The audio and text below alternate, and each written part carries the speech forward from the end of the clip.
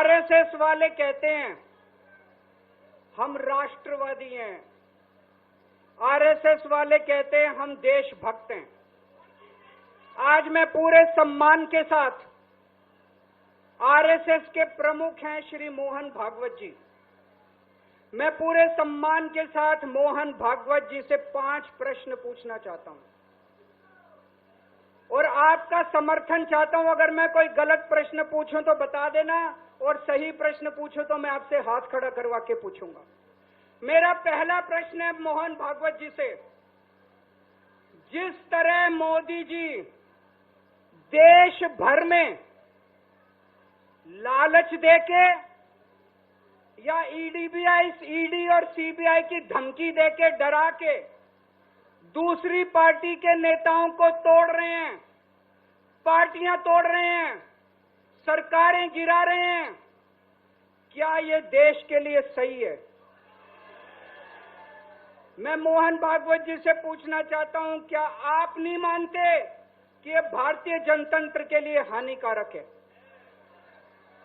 पूछना चाहिए कि नहीं पूछना चाहिए मोहन भागवत जी?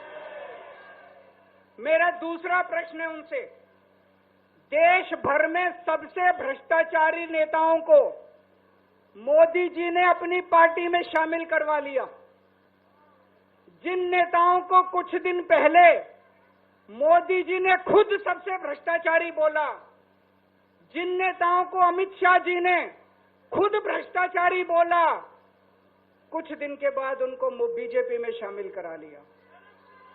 मैं मोहन भागवत जी से पूछना चाहता हूं, क्या इस प्रकार की राजनीति से आप सहमत हो? क्या आपने कभी ऐसी बीजेपी की कल्पना की थी? पूछना चाहिए कि नहीं पूछना चाहिए मोहन भागवत जी से? मेरा तीसरा प्रश्न है मोहन भागवत जी से, बीजेपी आरएसएस की कोख से पैदा हुई है कि नहीं है? कहा जाता है ये देखना आरएसएस की जिम्मेदारी है कि बीजेपी पथभ्रष्ट ना हो। मैं मोहन भागवत जी से पूछना चाहता हूं, क्या आप आज की बीजेपी के इन कदमों से सहमत हैं? क्या आपने कभी मोदी जी से ये सब ना करने के लिए बोला? मोहन भागवत जी बताएं कि क्या आपने मोदी जी को ये सब गलत हरकतें करने से रोका कभी? पूछना चाहिए नहीं पूछना चाहिए? मेरा चौथा प्रश्न है मोहन भागवत जी से, जेपी नड्डा जी ने लोकसभा चुनाव के दौरान उन्होंने कहा कि बीजेपी को अब आरएसएस की जरूरत नहीं है।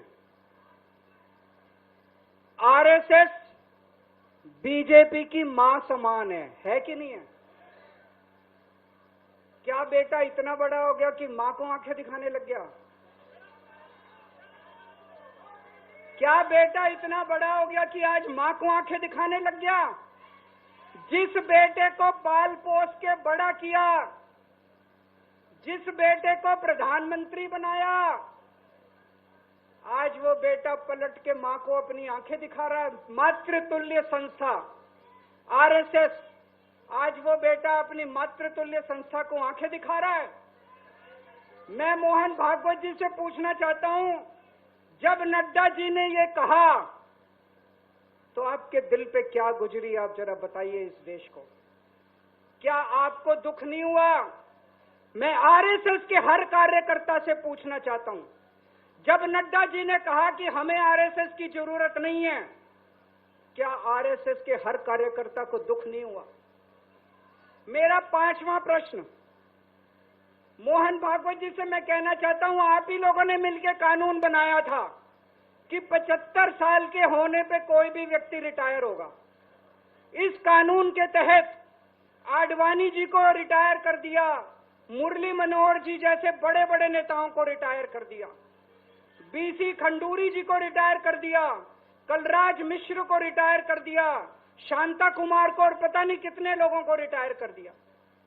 अब अमित शाह जी कह रहे हैं कि ये नियम मोदी जी पे लागू नहीं होगा।